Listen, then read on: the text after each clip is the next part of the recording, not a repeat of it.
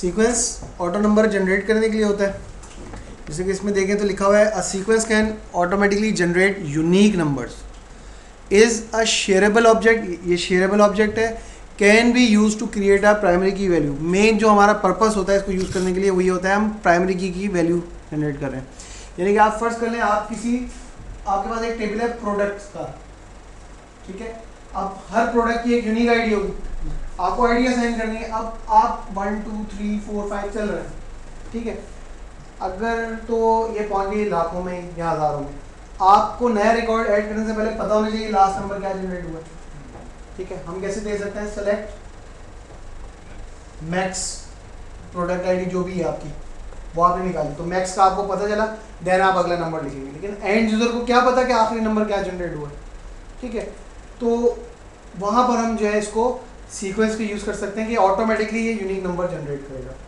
रिप्लेसिस application code, अगर आप sequence use नहीं करते तो एज अ डेवलपर आमतौर पे ये काम हो रहा होता है सेम यही, कि जब वो इंसर्शन करने लगता है कोई भी यूज़र, तो जो आईडी की फील्ड है वो डिसेबल हुई होती है, यानी कि एंड यूज़र जो है, जो ऑपरेटर है, वो आईडी की फील्ड पर इनपुट नहीं देता, यानी कि उसमें रिकॉर्ड सेव करने के लिए वैल्यू नहीं देगा, वो डिसेबल होगी। वो बाकी तमाम चीज़ें इसमें दे रहा होगा कि प्रोडक्ट का नाम ये है, उसकी डिस्क्रिप्शन ये है, स्टॉक में ये जो भी कॉलम्स उसके अंदर मौजूद हैं उसकी एंट्री करेगा।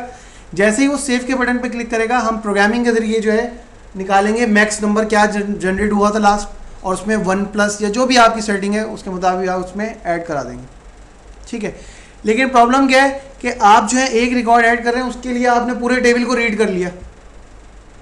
टेबल के अंदर 10 लाख रिकॉर्ड हैं, एक रिकॉर्ड अगर ऐड हो रहा है तो आपने मैक्स का फंक्शन लगाया, यानी कि उसने 10 लाख रिकॉर्ड में से सर्च किया सबसे बड़ा नंबर कौन सा है, और उस नंबर के बाद +1 आपने इसमें कर दिया, तो इसने क्या किया, नया नंबर जनरेट कर दिया।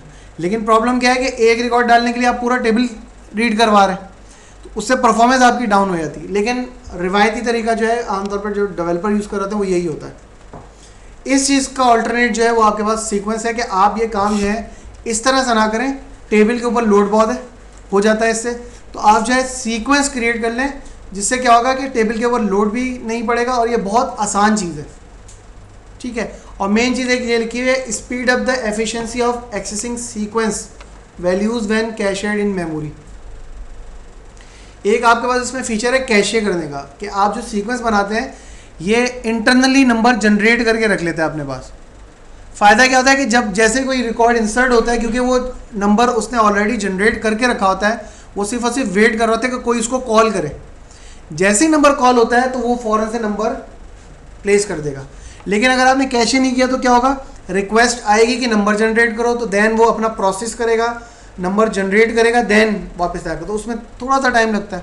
तो आपको ये कैशे की एक सहूलत है। जैसे आपने अपने सिस्टम्स में देखा होगा, सिस्टम ट्रे पे डिफरेंट सॉफ्टवेयर जो है वो लोडेड होते हैं, वो क्या होते हैं, मेमोरी के अंदर कैशे हुए हुए हैं।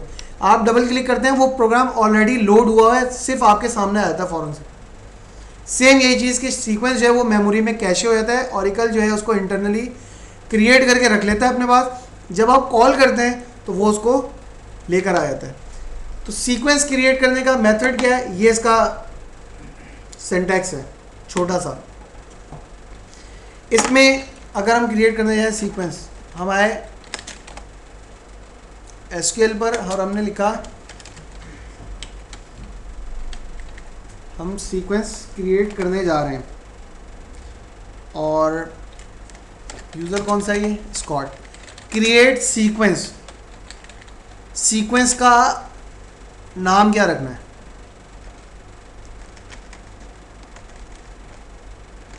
सीक्वेंस का नाम हमने रखा, हम ये इसमें जो सीक्वेंस जनरेट कर रहे हैं ये हम कौन से टेबल के लिए कर रहे हैं, डिपार्टमेंट्स के टेबल के लिए कर रहे हैं। सेलेक्ट स्टैटिक फ्रॉम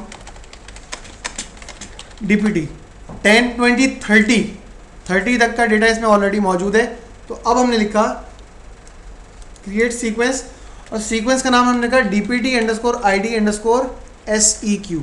नाम हमने मिलता जुलता रखा ताकि अगर हम नाम देखें तो हमें पता चल जाए कि हमने ये सीक्वेंस किसके लिए बनाया है। अब हमने लिखा start with sequence number, start generate करना कहाँ से स्टार्ट करें, कहाँ से स्टार्ट करना चाहिए इसको, 40 से। तो हमने यहाँ लिखा 40, पहला नंबर जो ये जनरेट करेगा 40 से, देन हम लिखा इंक्रीमेंट बाय, इंक्रीमेंट किस हिसाब से हो 10, डीपीटी के टेबल में क्योंकि 10 के हिसाब से चल रहा है इस वजह से हमने 10 लिख दिया। आपने जो भी यहाँ पर लिख दिया ये उस हिसाब से चलेगा। अगर आपने यहाँ पे माइनस में वैल्यू दे दी तो उल्टा चलना लग जाएगा। ये ऑप्शन भी इसके अंदर बहरहाल मौजूद है। तो हमने दो चीज़ें इसमें बता दी, स्टार्ट विथ 40 से स्टार्ट हो और इंक्रीमेंट बाय 10। कहाँ तक जाए नंबर जनरेट करते करते, हमने लिखा मैक्स वैल्यू। आप यहाँ पर मैक्स वैल्यू बता सकते हैं, हमने कहा 200 तक जाए। 200 तक अगर ये पहुँच गया तो उसके बाद ये मजीद नंबर जनरेट नहीं करेगा, और अगर आपने इसको यूज़ किया ये आपको एरर देगा कि भाई इसकी लिमिट ख़त्म हो चुकी है। हाँ, अगर आपने लाइन नंबर 4 मैक्स वैल्यू लिखा ही नहीं तो इसका मतलब होता है अनलिमिटेड, चलता रहो, और ये डिफ़ॉल्ट है। अगर आपने ये मेंशन नहीं किया तो इसका मतलब क्या है, नो मैक्स वैल्यू, कि कोई मैक्स वैल्यू नहीं है, चलते रहो, आगे बढ़ते रहो। सेकेंड ऑप्शन इसके अलावा हमारे पास है साइकिल, कि अगर आपने मैक्स वैल्यू दी है तो मैक्स वैल्यू पे पहुंचने के बाद क्या कर दो, लूप दोबारा से स्टार्ट कर दो, अगर आपने दिया है। लेकिन ये फीचर प्राइमरी की पे अगर आपने यूज़ किया तो क्या होगा, डुप्लीकेशन, ये अपना काम तो कर देगा, टेबल के अंदर डुप्लीकेशन वैसे ऐड ही नहीं करने देगा क्योंकि प्राइमरी की लगी, लेकिन बहरहाल वो एरर आने लग जाएंगे। तो हम प्राइमरी की पे अगर यूज़ करते हैं, और तकरीबन हमें प्राइमरी की पे यूज़ करना होता है, हम इस पे साइकिल का ऑप्शन यूज़ नहीं करते जी।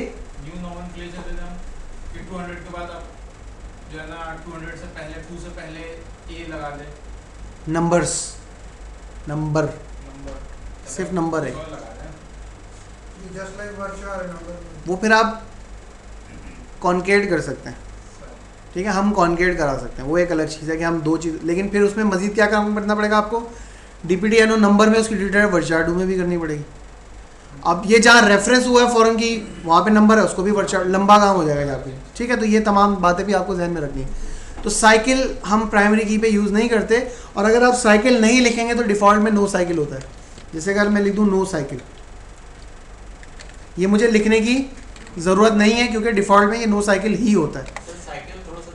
साइकिल का मतलब है ये 40 पे स्टार्ट हुआ, 10 इंक्रीमेंट 40 50 60 कहाँ तक जाएगा, 200 के बाद ये दोबारा से स्टार्ट हो जाएगा। कहाँ से स्टार्ट होगा, 1 से स्टार्ट होगा, स्टार्ट वैल्यू से स्टार्ट नहीं होता। अगर आप चाहते हैं कि आपकी बताई हुई वैल्यू से स्टार्ट हो तो आप इसमें मेंशन करते हैं मिनिमम वैल्यू। अब आप यहाँ पे लिख दिया 40, नहीं तो नो साइकिल लिख दिया, मैं सिर्फ समझा रहा हूँ। इसमें नो साइकिल तो हमें लिखना ही पड़ेगा क्योंकि प्राइमरी की पे साइकिल कर दिया तो वो तो डुप्लीकेशन कर देगा, एरर पे एरर आने लग जाएंगे। तो हम बहरहाल ये सिर्फ बताने के लिए था, अगर आप साइकिल यूज़ करते हैं तो वैल्यू कहाँ से स्टार्ट करेगा, 1 से स्टार्ट करेगा, या फिर आपने ये वैल्यू अगर मेंशन की तो इससे स्टार्ट करेगा, मेंशन नहीं की तो मतलब स्टार्ट वैल्यू से स्टार्ट नहीं करता। और कैशे, कैशे भी अगर आपने डिफाइन नहीं किया तो डिफॉल्ट में 20 होता है, हमने कहा नो कैशे, मतलब कोई नंबर कैशे ना करो, जब कोई यूज़र एंट्री करेगा और नंबर की उसकी ज़रूरत होगी तब जनरेट करो। लेकिन बेहतर क्या है कि आप इसको कैशे रखें, नहीं मेंशन करेंगे 20, ये बाय डिफ़ॉल्ट कैशे कर देता है इसको,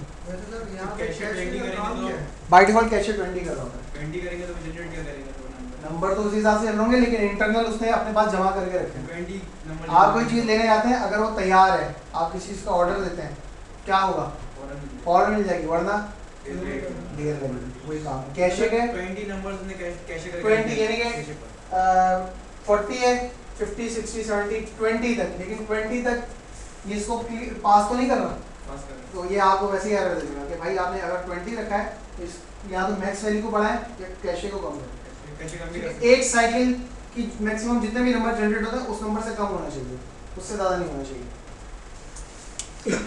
सर भी 20 कैसे है, फॉर एग्जांपल हमने इसमें से 3 यूज़ किए, जब 20 यूज़ हो जाएंगे ना तब अगले 20 यूज़ होते हैं, कैशे करेगा। सर हमने कुछ यूज़ किए, 3-4 यूज़ किए, 5 यूज़ किए, सेशन ऑफ कर दिया। सेशन ऑफ करने से कोई फ़र्क नहीं पड़ता, डेटाबेस ऑफ होना एक अलग चीज़ होती है, सेशन ऑफ होना एक अलग चीज़ होती है, ठीक है। आपका एक डेटाबेस चल रहा है, एक यूज़र कनेक्ट हुआ, उस अब सारी इन्फॉर्मेशन जो डेटाबेस के अंदर है, यूज़र कनेक्ट हुआ, उसने जैसे इंसर्शन की, यहाँ से एक नंबर जनरेट हुआ, उसको मिल गया, अब यूज़र बंद हो गया, ख़त्म, यूज़र का कोई ताल्लुक नहीं है, वो इन्फॉर्मेशन डेटाबेस के अंदर मौजूद है। डेटाबेस अगर बंद हो गई तो वो जो कैशे किए हुए हैं वो तमाम वेस्ट हो जाएंगे। आप ये रिस्ट्रिक्शन आगे से शुरू वो आगे से शुरू कर देगा, ये रिस्ट्रिक्शन इसके अंदर है। लेकिन सर्वर मशीन के हिसाब से देखें वो तो कंटिन्यू चल रही है, ठीक है। अच्छा, तो ये हमने सीक्वेंस क्रिएट कर दिया। नाम क्या रखा है सीक्वेंस का? DPT ID SEQ। अब इसको यूज कैसे करेंगे?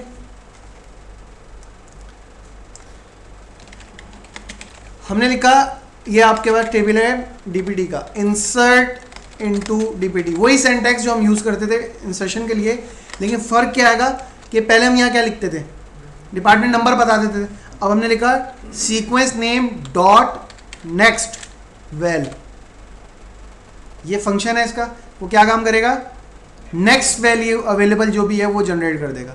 क्योंकि अभी तक इस सीक्वेंस ने एक भी नंबर जनरेट नहीं किया, तो ये कहाँ से स्टार्ट होगा, 40 से। ये डिपार्टमेंट नंबर जो हम खुद लिखते थे स्टैटिक फिक्स, अब ये सीक्वेंस के ज़रिए जनरेट करेगा। और डिपार्टमेंट का नाम हमने लिख दिया मार्केटिंग, और लोकेशन हमने दे दी, ठीक है। अगर ये स्टेटमेंट मैं दोबारा रन कर दूं तो क्या होगा,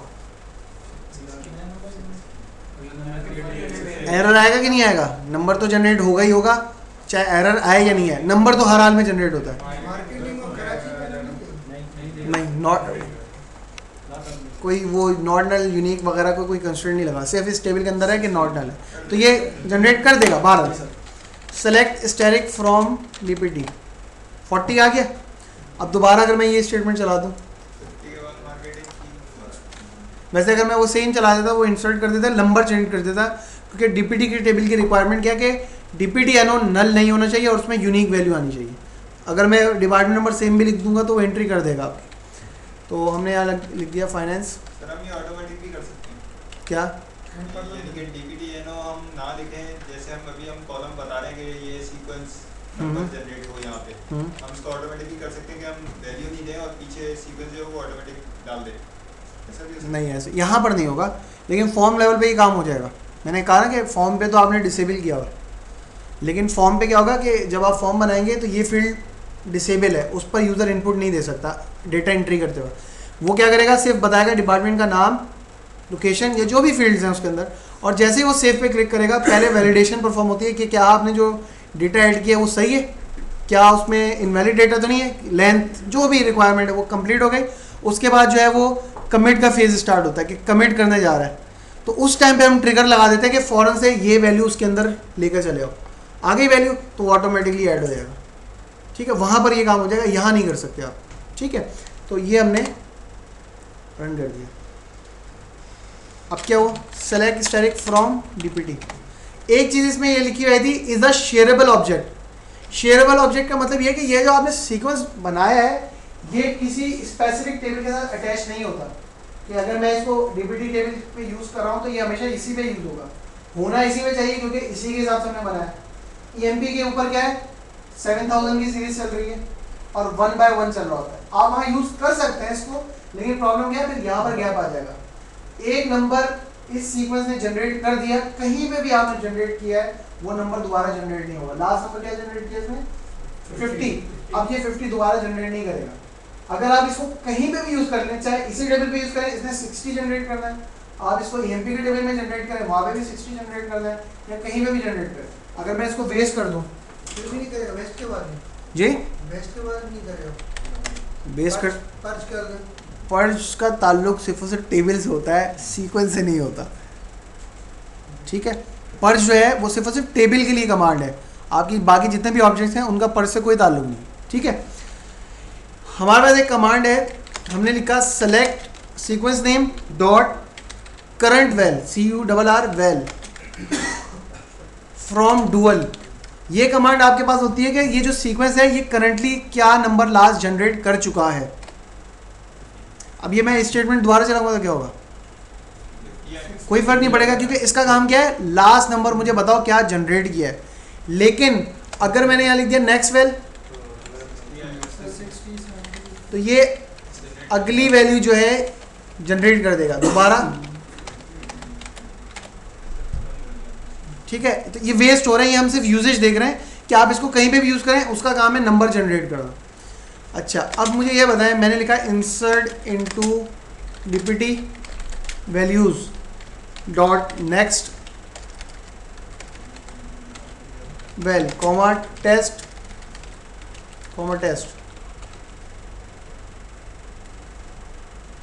क्या होगा इस क्यूरी, इसको जब मैं एंटर करूंगा तो क्या होगा? आज से पूछा है मैंने, रिकॉर्ड ऐड हो जाएगा।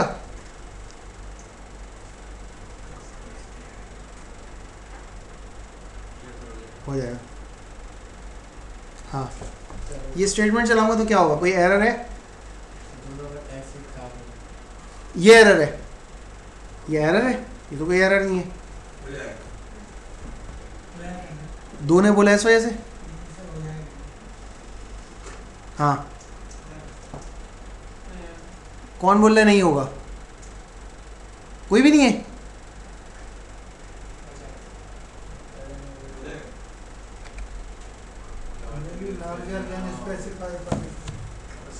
क्या एरर है ये?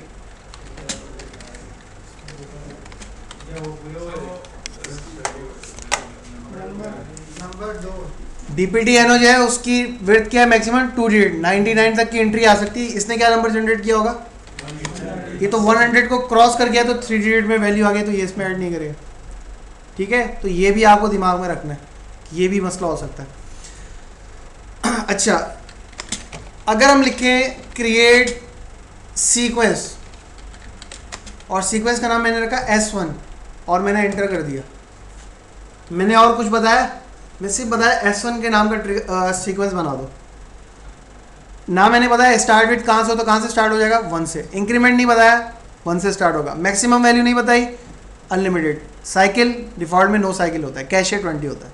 तो आपने सिर्फ ये लिख दिया, ये सीक्वेंस बन गया आपका। अगर मैं लिखूँ select S1 dot current val, ये क्वेश्चन पेपर के अंदर आता है, इसका जवाब कौन बताएगा? Select S1 dot current val from dual, इस क्यूरी को जब चलाएंगे तो क्या होगा? 1 आएगा। ये जो सीक्वेंस बनाया है इसका नाम क्या है? S1। क्या मैंने इससे कोई नंबर जनरेट किया अभी तक? करंट वैल्यू क्या है? कुछ भी नहीं है। Sequence S1 dot current val is not get defined in this session. आपने जब नया बनाया है सीक्वेंस तो एक बार नेक्स्ट वैल्यू चलेगी तो करंट वैल्यू आएगी ना। अभी कोई भी वैल्यू उसमें जनरेट ही नहीं की, वो आपको ये एरर देगा।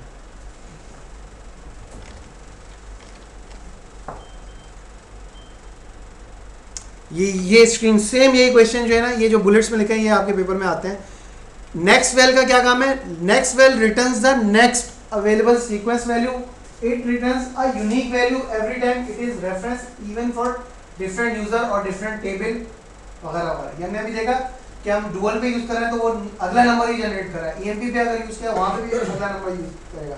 और अगर इस सीक्वेंस पे किसी और यूजर को राइट्स हैं और वो इसको जनरेट कर रहा है तो वहां पे अलग नंबर जनरेट होंगे, यहाँ पे अलग, क्योंकि वो आगे बढ़ता जाएगा। एक नंबर एक सीक्वेंस में एक बार जनरेट कर दिया, वो किसी भी सूरत में दोबारा से जनरेट नहीं होगा। अगर 10, 20, 30, 40, 50 इसने जनरेट कर दिए, आज जा रही है 20 से दोबारा स्टार्ट हो, ये नहीं पॉसिबल, बिल्कुल पॉसिबल नहीं है। इसका एक ही हल है, ड्रॉप करें सीक्वेंस को और दोबारा से इसको स्टार्ट करें नया बनाकर। एग्जिस्टिंग जो है वो जो चल गया एक बार, उसका आप ये तो चेंज कर सकते हैं, इंक्रीमेंट बाय चेंज हो जाए, 10 के बजाय 5 के हिसाब से। आप ये कर सकते हैं कि मैक्सिमम ये 100 तक जा रहा था, ये 200 तक चला है। लेकिन आप ये नहीं कर सकते कि एक वैल्यू जो उसने जनरेट की है वो दोबारा से जनरेट करे, या उसकी पोजीशन आप चेंज कर दें कि नहीं भाई तुम अब दोबारा से 20 पे चले। ऐसा इसमें नहीं हो सकता।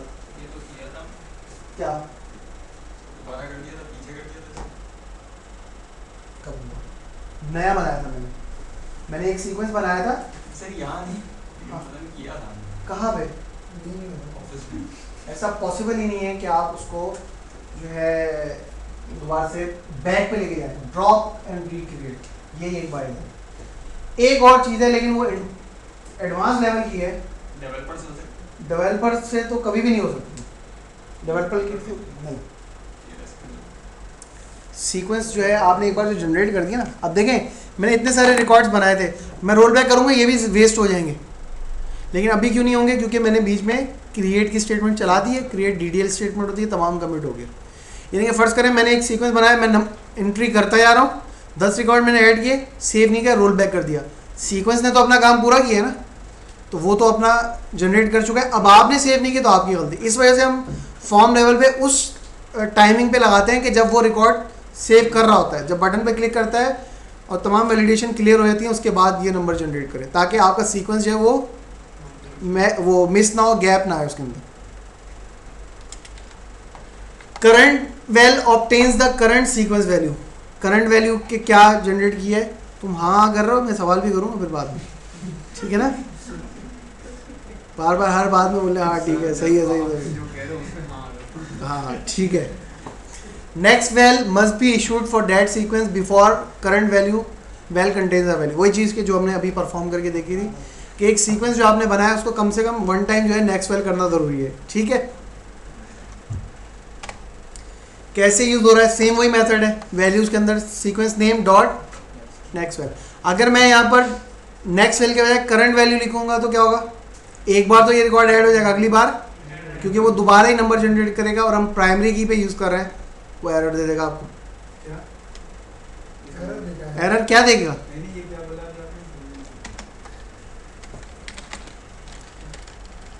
आपने? ये देखो सेलेक्ट S1 हमने क्रिएट किया अभी, डॉट नेक्स्ट वेल, क्या वैल्यू जनरेट की है इसने, नेक्स्ट वेल फ्रॉम डुअल 1, पहला नंबर जनरेट किया है। अब मैंने लिखा इंसर्ट इनटू डीपीटी और S1 dot next val comma test comma test, test test error नहीं है, ठीक है, ये ऐड कर दिया। क्या कह रहा है, साइज बड़ी होगी। ये मसला हो गया, क्रिएट हो गया, ठीक है। लेकिन अगर मैं करंट वैल्यू की जगह नेक्स्ट वेल की जगह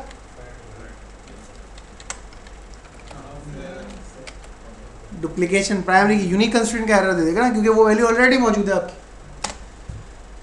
कैशिंग सीक्वेंस वैल्यूज जो है वो फास्टर एक्सेस दे देंगे, जो हमने बात की। Gaps in sequence values can occur when a roll back occur, कि अगर आपने रिकॉर्ड ऐड किए और आपने उसके बाद सेव नहीं किया, उसको रोल बैक कर दिया तो आपके सीक्वेंस जो वेस्ट हो जाएंगे, ठीक है।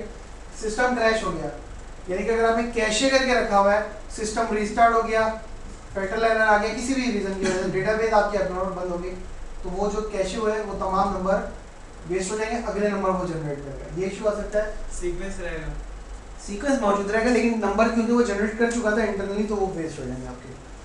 और सीक्वेंस अगर आप एक सीक्वेंस एक से ज़्यादा टेबल्स पे यूज़ कर रहे हैं, अब जाहिर है आपने एक सीक्वेंस बनाया जो 1 2 3 के हिसाब से चल रहा है, आपने डीपीटी पे यूज़ कर लिया 1 2 3 4, ईएमपी पे ये यूज़ कर लिया, जब यहाँ पर वापस आएंगे तो ये 8 जनरेट करेगा, तो गैप आ गया इसके अंदर।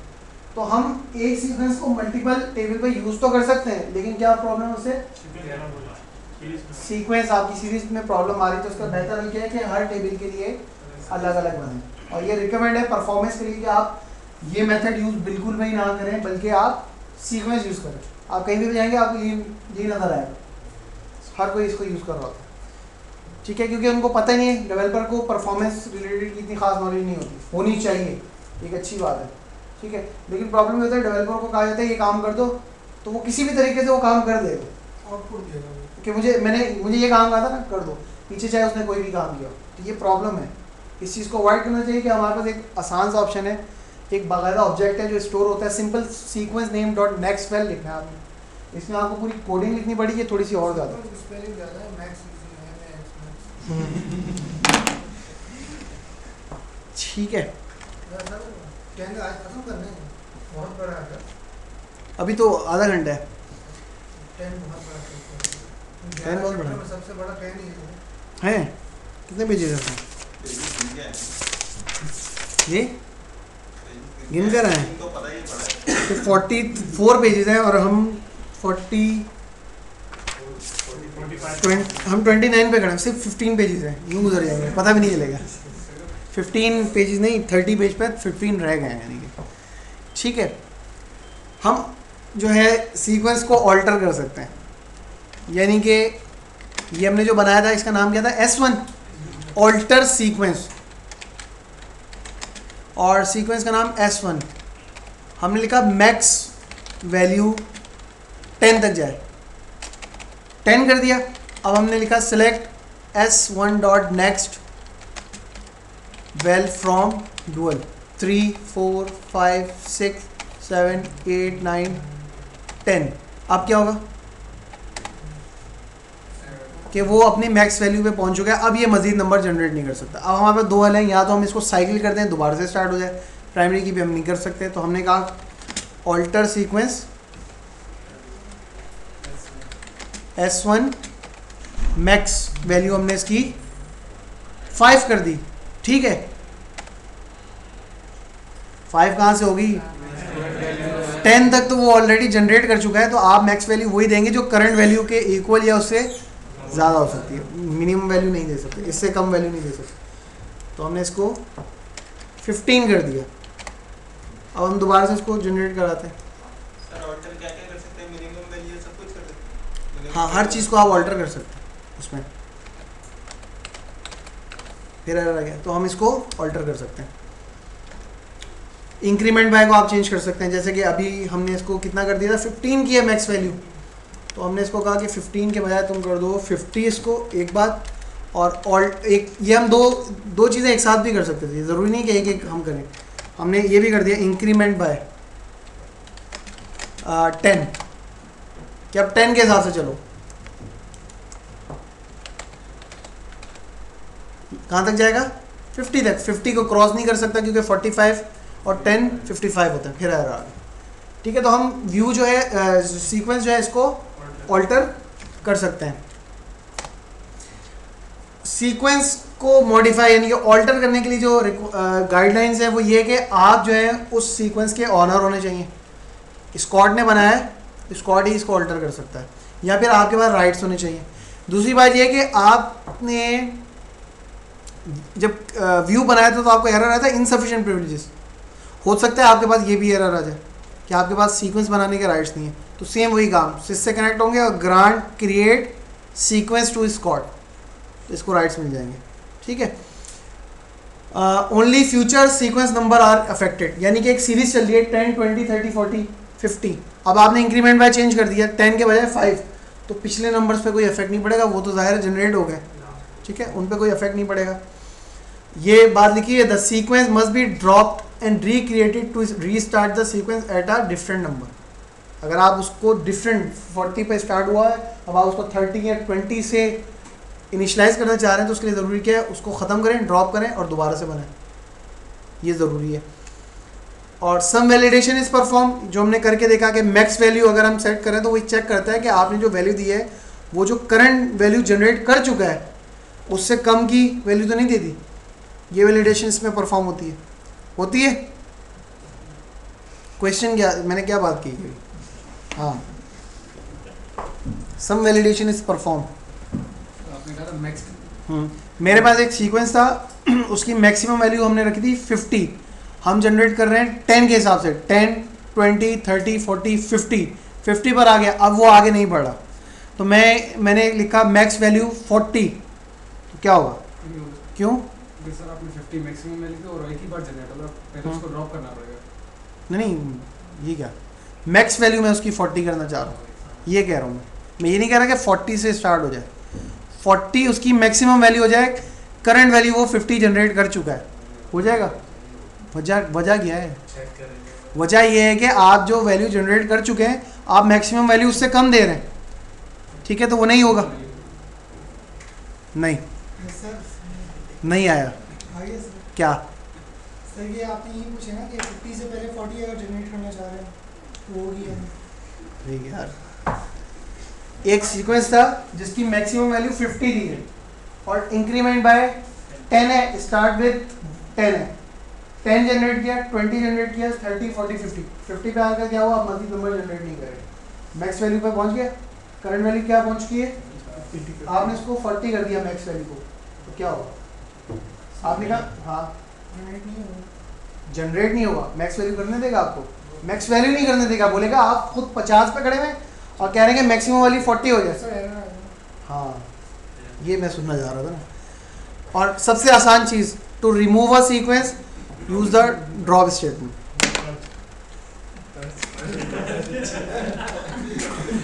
इनको पता नहीं लग गई है। ड्रॉप सीक्वेंस S1, ड्रॉप एक दूसरा कौन सा बनाया था हमने,